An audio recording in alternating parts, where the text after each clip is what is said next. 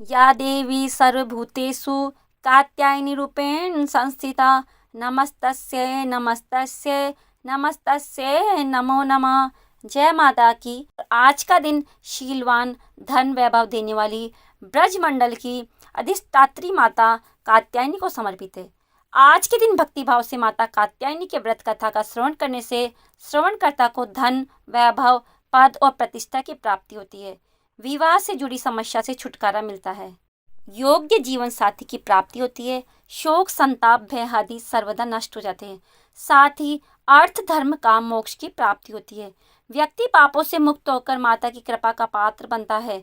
तो आज मैं सुना रही हूँ नवरात्रि में सुनी जाने वाली माता कात्यायनी की बड़ी ही दुर्लभ तथा पौराणिक कथा। तो आप सभी भक्तगण इन कथाओं को बड़ी श्रद्धा व प्रसन्न चित्त मन से सुनिए।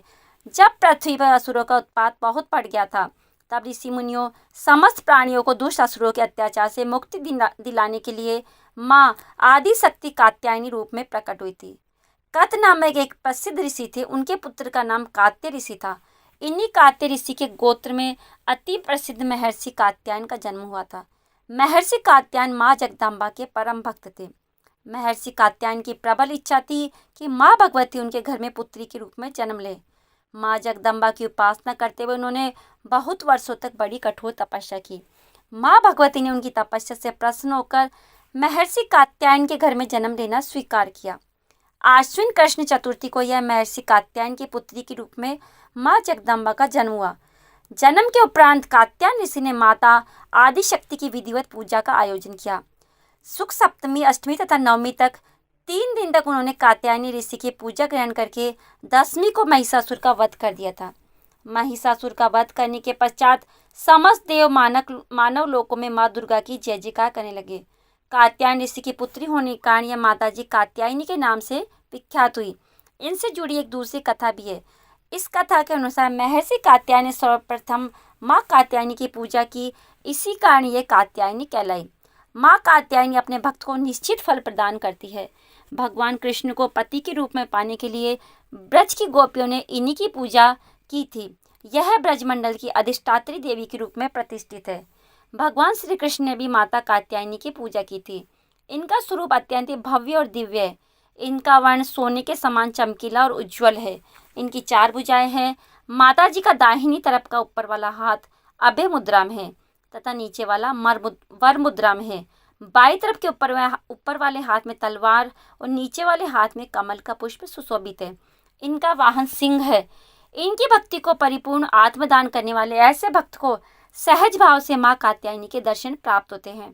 माँ कात्यायनी की ओर उपासना द्वारा मनुष्य को बड़ी ही सरलता से अर्थ धर्म काम मोक्ष की प्राप्ति होती है। उसके रोग शोक संताप भय आदि सर्वथा नष्ट हो जाते हैं। प्रिय भक्तगणों, अब आइए सुनते हैं कन्याकुमारी माता की कथा। शिव पुराण में लिखित एक बहुत ही प्रसिद्ध कथा के अनुसार बाणासुर नाम के एक असुर ने देवताओं को अपने कुकर्मों से पीड़ित कर रखा था। सभी देवता इस असुर से मुक्ति पाना चाहते थे, लेकिन कोई भी इसे मान नहीं पा रहा था, क्योंकि इस असुर को भगवान शिव की ओर से वरदान प्राप्त था कि उसकी मृत्यु केवल कुंवारी कन्या के हाथों से होगी। यह वरदान उसे भगवान शिव की कड़ी तपस्या के बाद मिला था। उसी राक्षस का वध करने के लिए आदि शक्ति के एक अंश से एक पुत्री को जन्मा गया। इस पुत्री का जन्म एक राजा के घर हुआ। राजा के 8 पुत्र और एक पुत्री थी। इसी पुत्री का नाम रखा गया कन्या। इस कन्या को भगवान शिव से प्रेम हुआ। उन्हें पाने के लिए कन्या ने कठोर तपस्या की। उनकी तपस्या से भगवान शिव प्रसन्न हुए और विवाह का वचन दिया। विवाह की तैयारी शुरू की गई। भगवान शिव तय कार्यक्रम के अनुसार कैलाश से बारात लेकर चल दिए। बारात कन्याकुमारी से लगभग 12 किलोमीटर दूर सुचिंद्रम गांव में ठहरी। उधर कन्याकुमारी का विवाह होते देख देवतागण परेशान हो गए कि अब बाणासुर का वध कैसे होगा। पहले तो उन्होंने देवी को समझाने का बहुत प्रयास किया, लेकिन जब बात नहीं बनी तो छल का सहारा लिया। विवाह के समय ब्रह्म मुहूर्त रखा गया, लेकिन नारद जी ने आधी रात को ही मुर्गी का रूप देकर बाग दे दिया। शिव जी को लगा कि सुबह हो गई और वो ब्रह्म मुहूर्त पर नहीं पहुंच पाएंगे, इसलिए भोलेनाथ बारात लेकर वापस कैलाश पर्वत पर लौट गए। उधर दुल्हन के रूप में तैयार देवी ने देखा कि बारात नहीं आई तो वह दुख और क्रोध से भर उठी। उन्होंने क्रोध में आकर बारात के लिए बना सारा भोजन समुद्र में फेंक दिया। कहा जाता है कन्याकुमारी के तट की रेत में आज भी कई रंग बिरंगे पत्थर के कण मिलते हैं जो देखने में दाल चावल जैसे लगते हैं।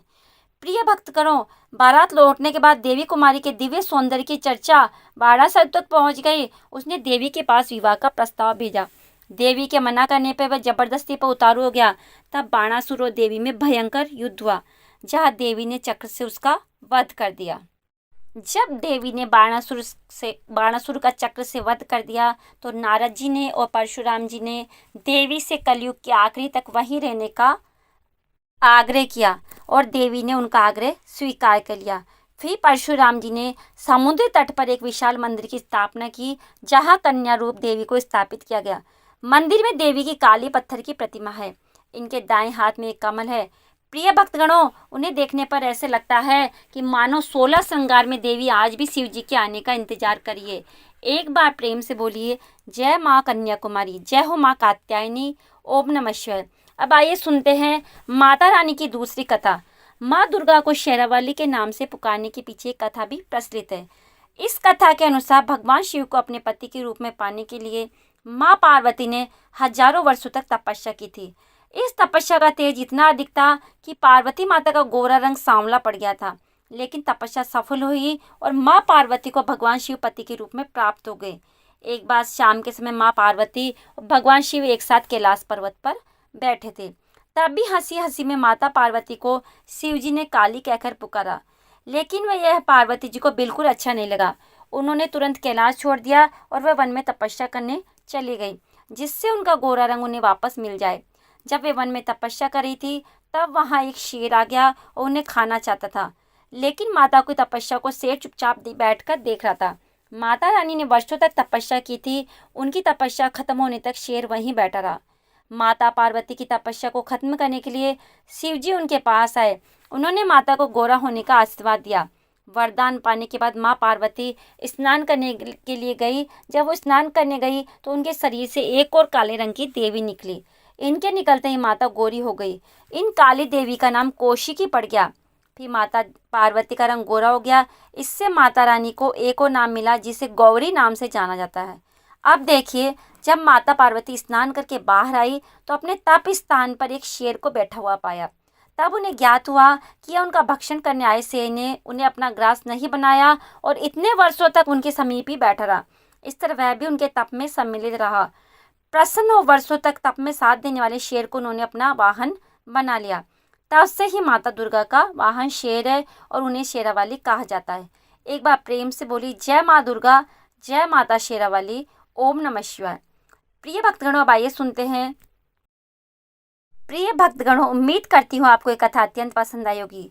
अगर आपको ये कथा पसंद आई है तो आप हमारे चैनल को लाइक और शेयर और सब्सक्राइब अवश्य करिएगा और कमेंट बॉक्स में जय माँ कात्यायनी अवश्य लिखिए। आपका जीवन सदा मंगलमय और धन संपदा से भरा रहे, मेरी माता रानी से यही प्रार्थना है। अब आपसे विदा लेते हैं और मिलते हैं अगले वीडियो में। तब तक के लिए नमस्कार। जय माँ भवानी।